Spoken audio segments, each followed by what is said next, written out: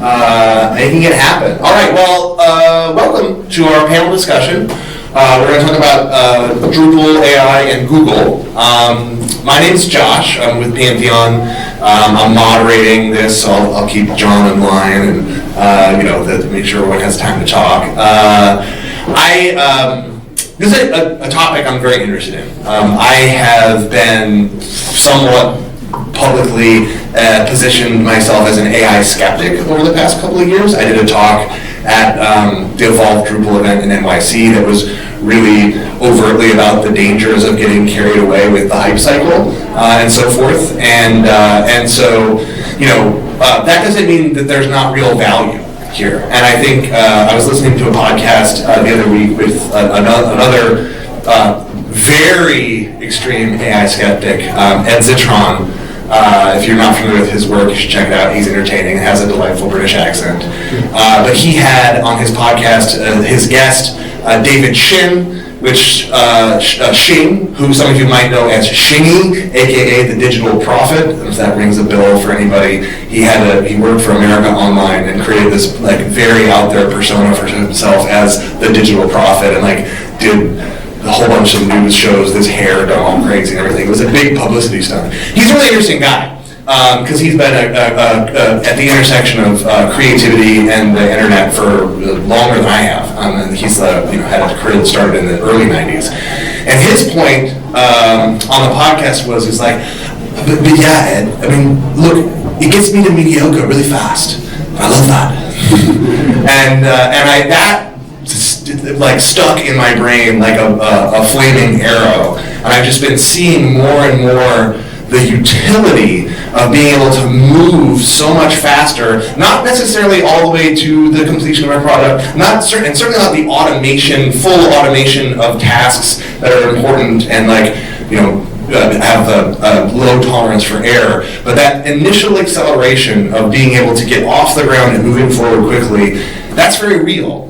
And there's a lot of other stuff that's happening that's also very real. So the purpose of this talk is to try to take ourselves gracefully off of the roller coaster of the hype cycle and get down and dirty with what's actually happening right now. What are people able to do?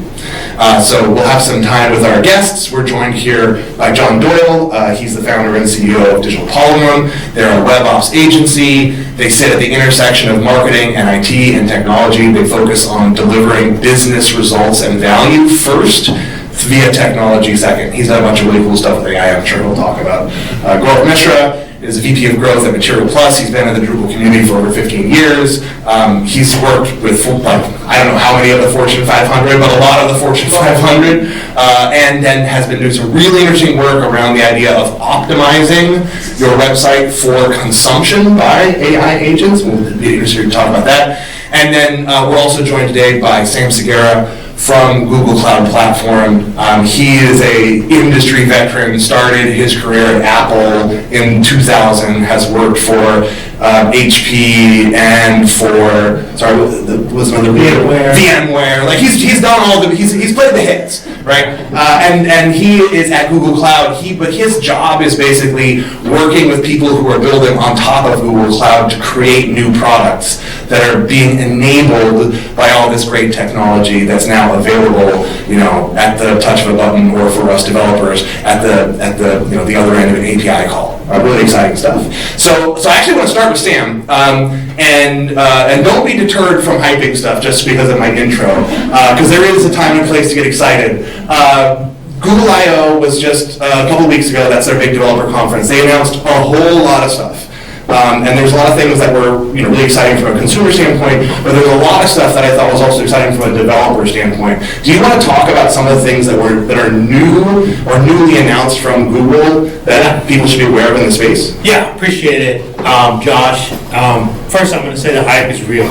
It's wild. If you go watch Developer Keynote, was 2 hours of showing the latest, greatest Google AI innovations, and some of it was like mind-blowing, right? Creating video with realistic soundtracks, photorealistic, people and animals and, motion with synced sound. I mean, It's pretty wild. It's pretty wild, you know, and if when I watched the whole thing, then I watched some, commentary and some wrap-ups, and it's intriguing. It's mind-blowing, right? I love the demo. There's Project Mariner, which is our web browsing agent, and they said, hey, I would love to get some tickets to the Cincinnati Reds game, is what they did in Lower Bowl. And you could see it. They showed the workflow. You can make it. So it gives you some transparency there.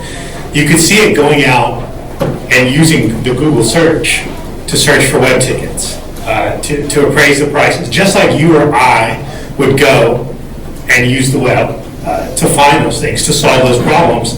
Well, here's an agent that you can train, that you can show it how you buy plane tickets, and it will completely learn, and then it can go and buy the plane ticket for you, or it can go, reach out to other sites and other places, because that's what agents do, and solve those problems that you have. So it's fast, it's exciting. Josh said I've been in this industry 25 years, and I've seen a lot of things change. Right, our technical teams get daily AI updates and enablement because things are happening so quickly and so fast. So a little scary, there is some hype. We see these consumer demos, we see it do cool things, and it's awesome, right? But here's where rubber meets the road. We've got to build things, and we've got accountability, and we've got people that are depending on these things, and there has to be an element of caution. So it's an interesting, fast-changing time of this amazing new tool, and what are we going to do with it? So that's my quick response to that. Cool. Yeah, Project Mariner is, if you haven't, you should check it out. It is pretty interesting, and it has lots of potentially really impactful real-world applications. The other one I was going to call out, because I wasn't aware of this until I started doing my research for this talk, was that Gemini, which is the sort of the main Google model that's available via API and in a chat interface, but again, for the purposes of you can integrate with Drupal pretty easily, is now actually at the top of the leaderboard for both generalized text interactions and code generation. So it's like going toe-to-toe with both O3 from OpenAI and Claude, and there's, one of the challenges in when you're thinking about really trying to build with this stuff is because it's moving so fast, it's like, okay, which thing do I use for this, that, or the other?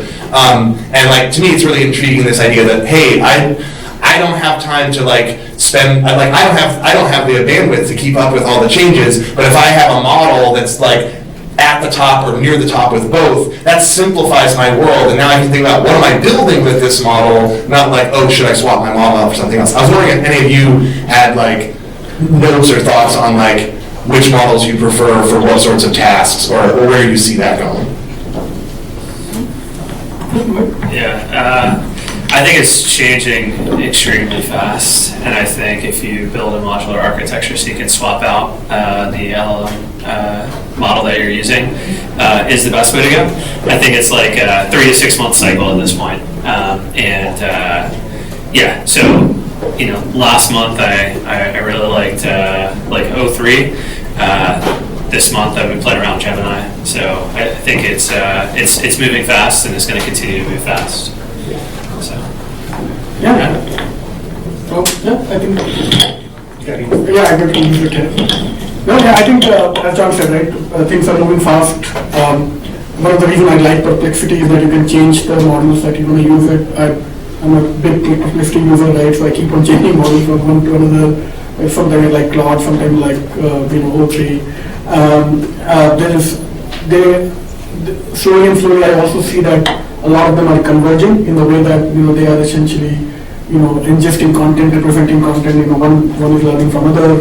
Llama, PyTorch lead to Llama, Llama lead to DeepSeek, DeepSeek is leading to other models which are essentially all open source coming in, right? So there's a lot of commoditized behavior that is happening in the ecosystem. I think that's where everything is going. So in some time, I believe models will become a commodity. I believe Sundar also said that in an interview some time back, and at Google as well, which Google really understands it. And then I believe that true innovation will start happening. So interesting times. I like that, the idea that, once the models all become good enough or converge, and then it's like, okay, but what's next? What do you do with them? Yeah. Sorry, Sam, I don't know if you wanted to speak on that as well. Yeah, I mean, so part of my role at Google is to work with ISVs, companies that build things on our platform, right? And these vary, and these are enterprise applications. And one of the interesting things I've seen is definitely when people come, AI can do so many things, and it means so many things, right? But the companies that I see the most successfully leverage AI are the ones that are leveraging AI to solve a specific problem. I'll give you an example. So I had a company come to me and they said, hey, we got a big AI problem, but here's where we see a need, okay? I don't know, I live in Austin, Texas, and I'm a homeowner. And property taxes, we don't have state tax in Texas, so we have property taxes that are a lot of money. And the tradition is you go and you fight your property tax, right? You go, it's too much, you're charging me too much, it's a terrible deal, You provide the evidence, and hopefully you get a little reduction, right? And some people did it, some people didn't. But in the last 10 years, the property values of Boston have skyrocketed. The number of protests have skyrocketed. The size of the county tax assessor's office has not skyrocketed. So they can't keep up. It's overwhelming. They simply don't have the manpower. Company says, we have an app for this. We can use Gen AI to go through, pull out, and give people assessments and provide evidence and answer questions about these for you. And we can automate it all. We can suck in all your data for the last 20 years, and have it up and running in a couple days for you. People loved it. I've seen this product. I've got 30 opportunities, deals, whatever you want to call them, across the country because they took this problem, a very specific problem, applied AI, and I think it's a terrific use case.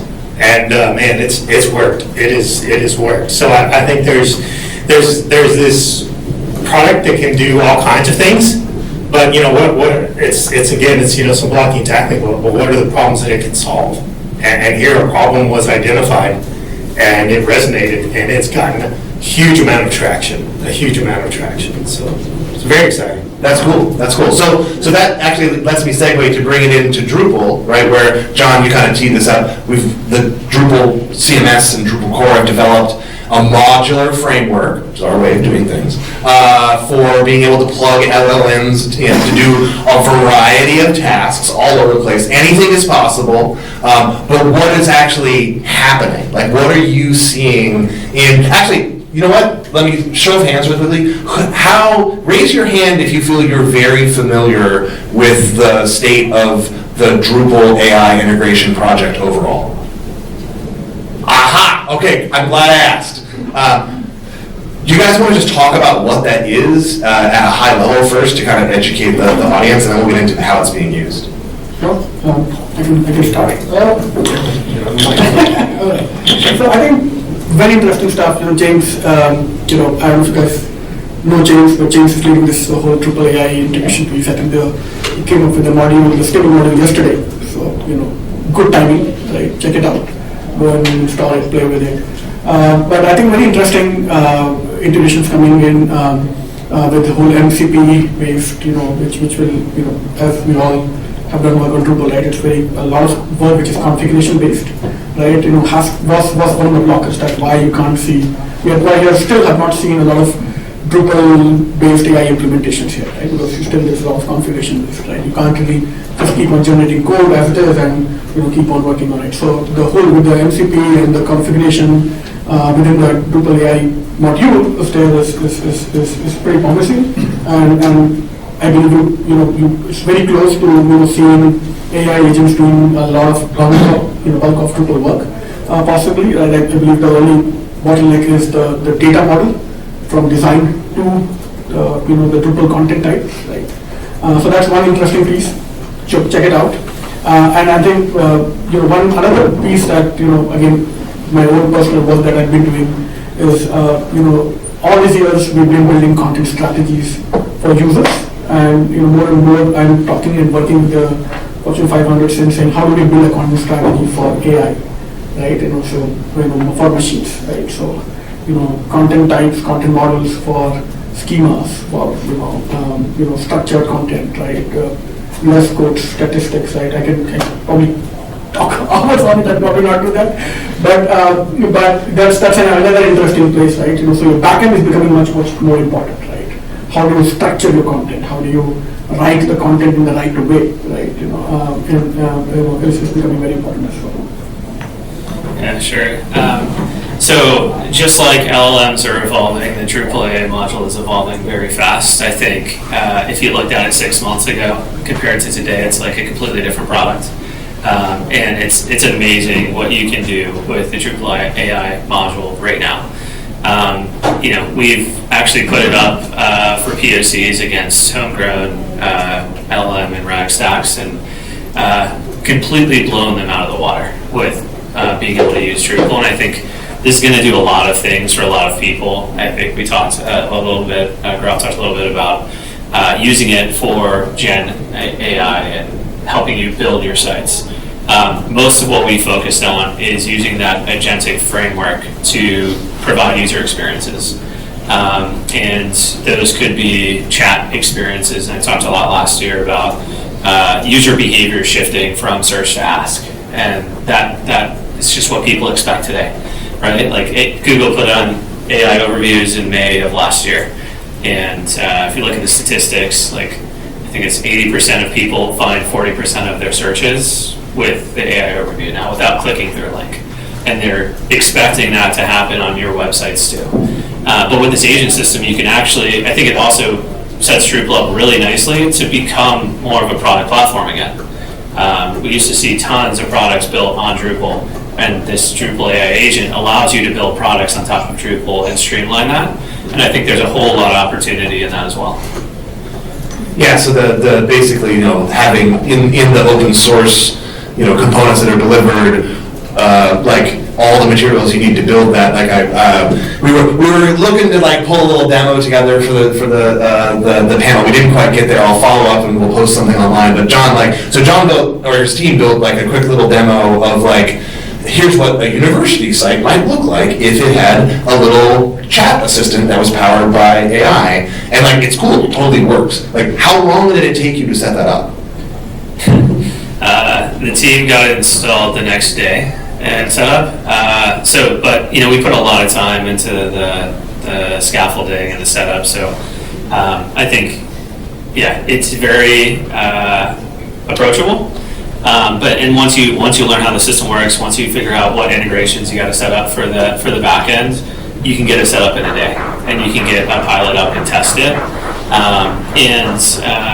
It comes down to good prompting. It comes down to good configuration, and you can get really, really sophisticated with the agent flows. So does everyone know what an AI agent is, or agentic framework? Yeah, see nods. So basically, you can have multiple prompts or multiple roles that you pass information through to adapt the results that both go to your database and come back from it. So it's allowing us to do things like let AI pick the journey for the user instead of you having to, let's say, preempt and guess what every single one of your user personas is going to go through. AI does that work for you on the fly, right? And I think that's where the real power of this comes with websites and content over the next 6 to 12 months. Yeah, that's awesome. So just to put it in those terms, Drupal with out of the box has the modular capabilities, and you can be up and running, building, experimenting with building AI products that are you could deliver to end users in a matter of a day or two. The other sort of big thing, so this is you're talking about AI for the user experiences. I want to hear more about particulars in that. What you do client works, what are clients asking about? But before we get into that further, also the other side of this is vibe coding, right? It's the AI is just going to generate the code for us, and it's going to speed things up. Do you feel that's really happening with Drupal right now, or is that still kind of a demo proof of concept, but it's not really, are people really doing it? No, it's not production ready, for sure. We have actually done an implementation very recently for a large real estate client where they have an email site there, which is probably live for only a few weeks, right? And we did tested on this whole AI vibe coding platform. It ended up messing the whole content structure badly, but it did work. It did was able to spit out the site, which worked. At least, right, you can browse and RSVP and all that stuff. So it's still early, and I think when I know James was working on it, see what he has in the new module, but I think the bottleneck is around the data structure, right? How does the AI understand the design and interpret into the content type on the backend, and that's where the bottleneck is. And as technologies we all understand, it's not rocket science. I mean, it can be solved, right? So it's a matter of time. And as soon as we see that, we'll see production ready, sites available as well. John, you have a vibe coding response? That's good. I haven't tried to vibe code myself, but I think using it on the back end for custom modules and editing your code and doing some of the code quality, I think is really helpful. Yeah, I'd have to. I don't want to go down a rabbit hole since I don't know much about it. Oh, fair enough. Yeah, I think what I've seen, talking with, I ask a lot of our agency partners questions like, what are you actually doing? Like, what are clients actually doing? How are you actually using this internally? Like, we use our engineering team at Pantheon. Some teams really love like Copilot and stuff like that. And that's not really vibe building either. That's just kind of like AI assistants that I think a lot of software engineers are on board with. But what I have heard consistently is like, you're the first person that I've heard say, we got a site and we launched it. And it makes sense. It was like an event site. It was only live for a few days. So if it went under the hood, it was kind of like a dumpster fire. That's fine. But what I have heard a lot of people talk about is, man, when I'm trying to ideate or when I'm trying to pitch a client, I now show up with something that looks and feels like a real website. I'm not like using the mommy anymore to demo Drupal. I'm using the combination of like these frameworks and generative AI elsewhere. Spend an afternoon, put something together. Yeah, if you click 3 links deep, it's probably not going to work, but it lets you show something that then for the human on the other side of that conversation, their brain is like, yeah, okay, now I get what you're talking about. I'm excited about this.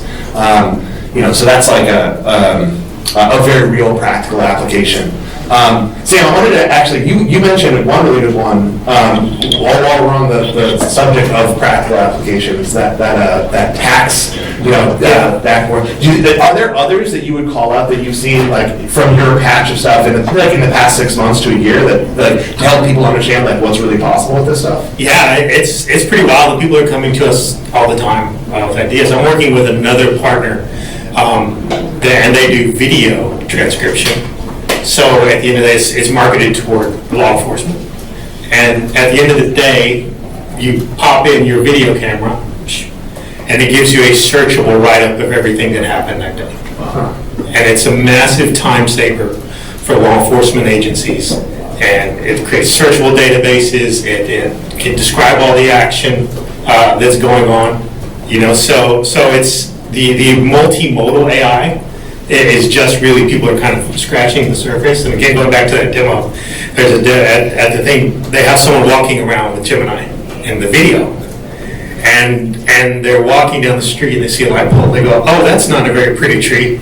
And Gemini says, well, that's actually a light pole. It is actually not a tree. And then they point to their shadow and go, hey, there's somebody following me. And Gemini knows. They say, that's your shadow. There is no one following you. And you can like interact in a video way with this AI assistant. But if I think it's just limited by your imagination almost. It's like, what problems can we solve here? And I think, what are the expectations of people going forward, right?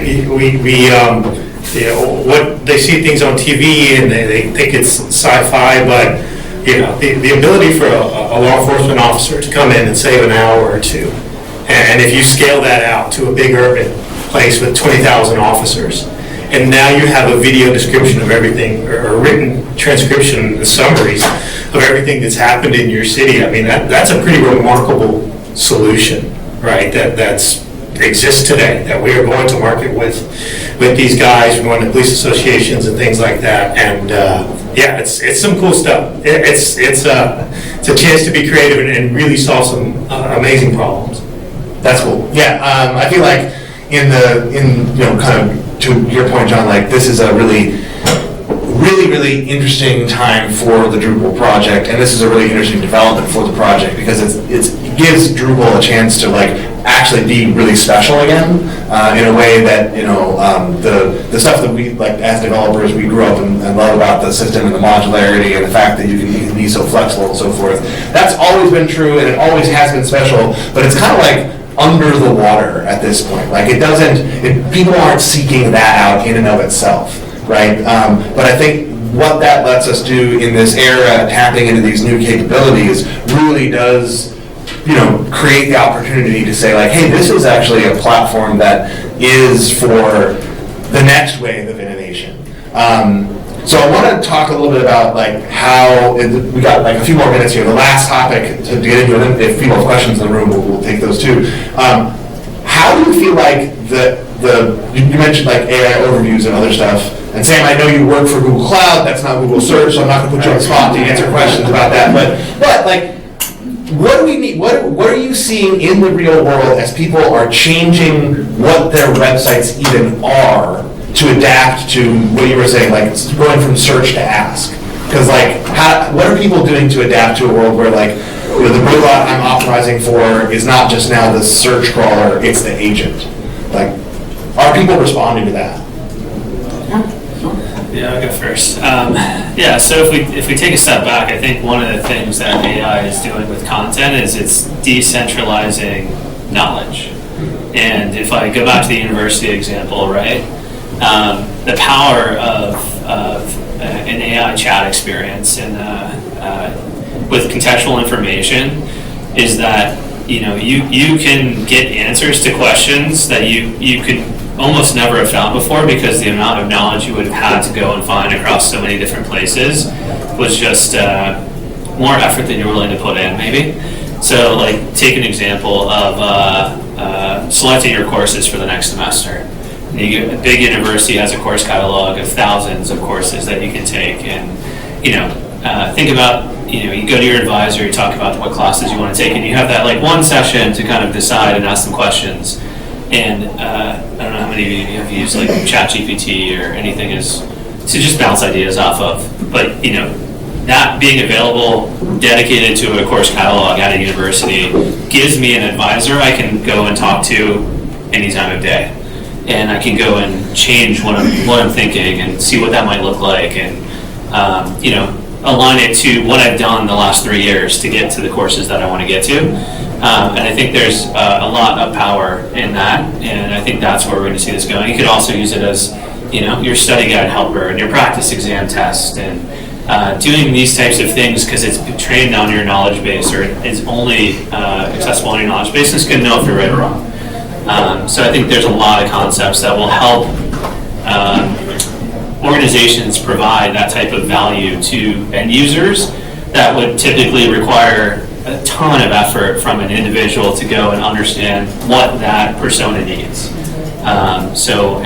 If you then analyze that data, you'll have better understanding of what users want in real time, because it's almost like rapid prototyping, because they get to build their own journeys, right? And I think it's going to be a tremendous amount of opportunity in that type of user experience space over the next, I don't know how many years, but that's where I see it going, yeah.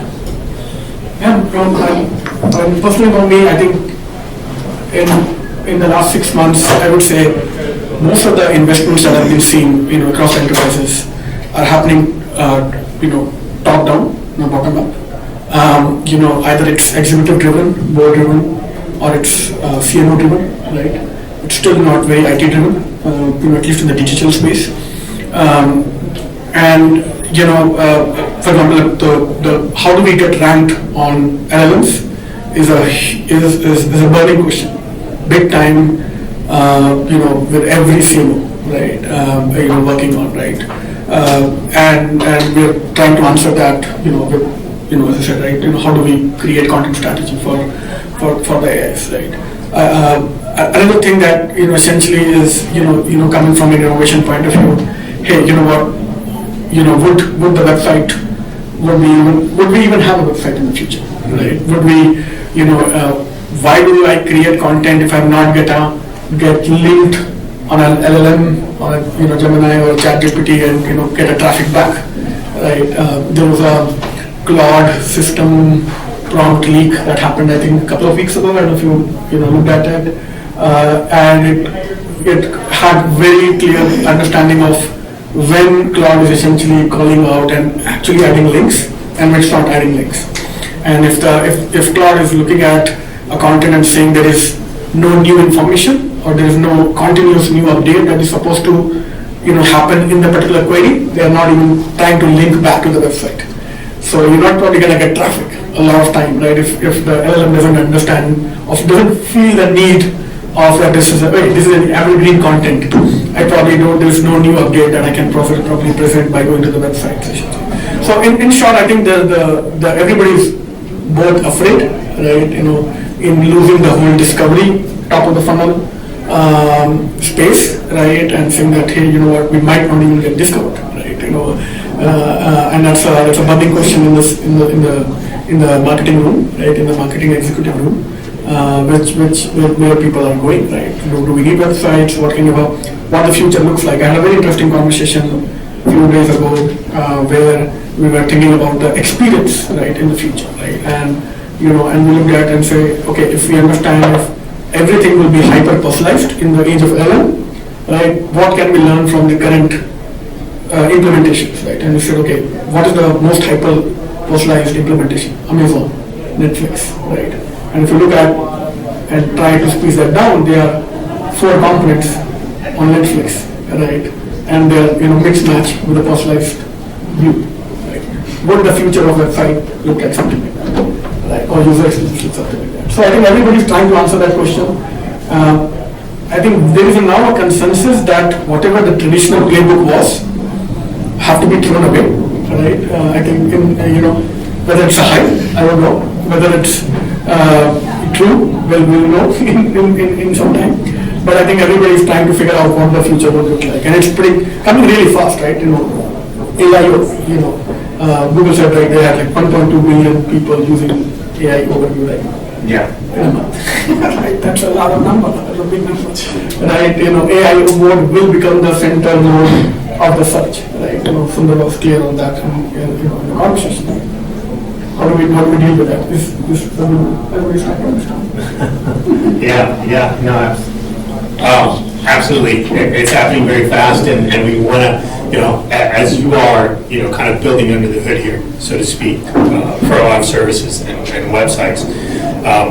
You want to understand what you're building for, and are you building it the right way? And that is a concern. But again, here's a problem that needs a solution, right? It presents an opportunity for all of us, really, for us to be transparent and to work and provide you the building blocks that are needed in order to achieve the results for your clients, right? Because they say, yeah, we want our information out there. We want it to be accurate, updated. How does it work? Let's work together on the APIs. That's always been one of our strengths is to do that. We understand developers. We understand all of those things. But I think that accountability, that kind of thing, has to be a part of things going forward, and that transparency. I work with a lot of public sector customers, so they're very cautious about what they give, what this can do, where it can do, what information, can you feed it, and a lot of them, we had an event for public sector in New York, I guess about 3 months ago. We hosted it. It was a day of AI for public sec. What's the latest? It filled up. It filled up like a Rolling Stones reunion concert. Like you couldn't get it. Employees were cut off. Like we couldn't go because the place it was a capacity. There is a lot of curiosity. There's a lot of fear out there. There's a lot of inquisition. People are curious out there, and we see it in the responses when we hold these events. Man, people are just all over it. They want to know. They want to understand. And I think the opportunity for us is, okay, how do we answer those questions? And how do we solve these problems? Because it's an opportunity, you know, having cut my teeth in sales, right? Obstacles are opportunities. So here's all these questions. Here's these people that want to take advantage of this technology. They're a little scared. So, you know, I think it's up to us to be that guide, right? To leverage the tools, to really dig in, understand the tech, and provide them with solutions. Just like these guys with the tax thing. They understood the problem, they put together a solution, and it's hotcakes. It is hotcakes. That's great. We're approaching time for the panel, so I do want to open it up for the room. Are there people here who have questions for the panelists that they'd particularly like to be answered? Yeah, go ahead. Let me just give you a little mic.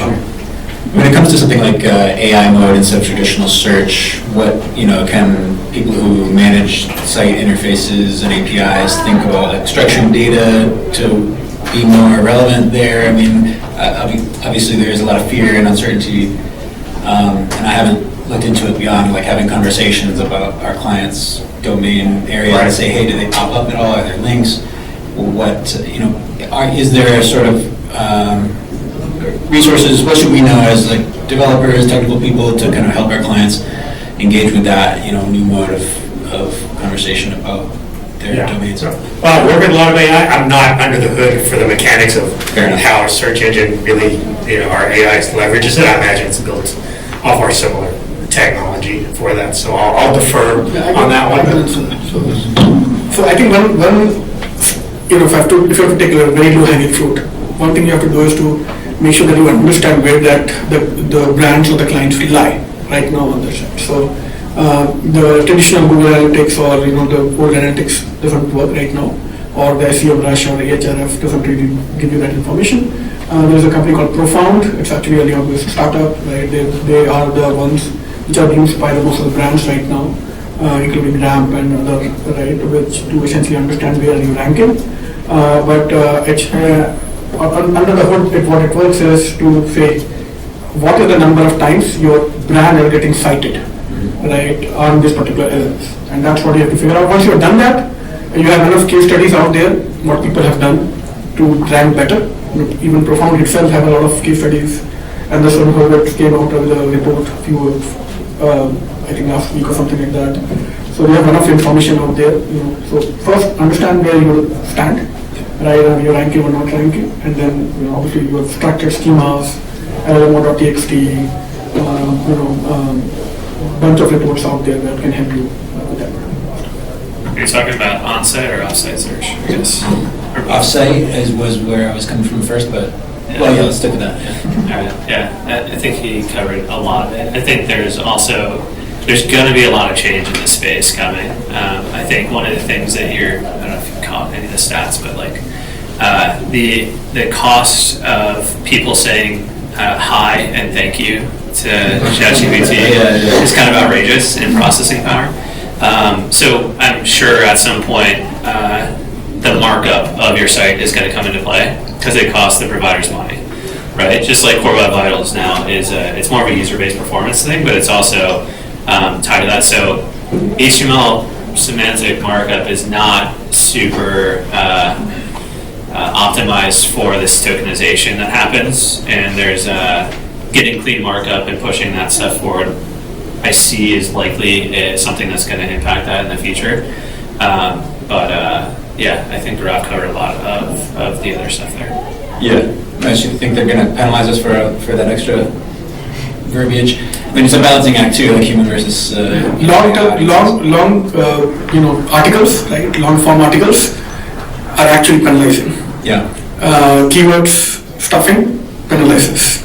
People which are extra hyperlinked or too much hyperlink from one page to another, internal hyperlinks, which used to be the right strategy, actually penalizes. So there are a bunch of things that which traditional SEO liked is actually being penalized right now, unfortunately. I don't think I liked it, but it worked. So I think good content, good strategy. Thank you. Yeah. The other thing I would just, because I have an active conversation with the SEO agency that I work with for Pantheon's marketing website, and There are some companies that are out there that are doing this now, but again, with the rate of change in the market, like, but they all know, like, their practice is changing. Like, this is a whole industry, like, I feel for these guys, because they're clearly like, the folks I work with are excited about it, they're really technical, like, they're building their own, like, simulator to try to, like, you know, measure and to build, like, sort of like an SEM rush, but for LLMs. It's kind of cool, but they're clearly like, it, you know, it kind of like turns over every couple of months. So what I would say is, there's, I would say since I/O, when they sort of showed that, and like, this is where we're going, everybody, the overview is gonna be more and more important, the level of, the number of people that are now have been pushed over the tipping point to think, I've got to build a new thing to keep track of that, and like, that's where my craft is going, probably went up by an order of magnitude. So, in the same, and so like, what I would say is like, whomever you used to, who you know, or you trust, or you've worked with around traditional search engine optimization, give them a shout. Be like, what do you think? What's going on? Are you doing anything interesting? Because that industry is going to see a whole lot of new stuff happen in the next 6 months for sure. Yeah. There is a site called iPullRank, iPullRank.com, and you know, there's the guy, the founder of that SEO startup, he works with a lot of large companies. He wrote a very lengthy blog post. It will take probably 2-3 hours for him to read that entire damn thing. But he like went on that entire rant, and he probably covered every damn thing that, you know, that's been going on. You should get an AI summary. But it's an interesting read. You know, go check it out. You know, that will give you a lot of info. What's the name? iPullRank. Yeah, pull right on the. Yeah. All right, well, we're at time. Thank you all for being here with the panel. Thank you, panelists, for sharing your wisdom and knowledge. Thank you, people community, and all of you for listening. Let's have lunch. All right.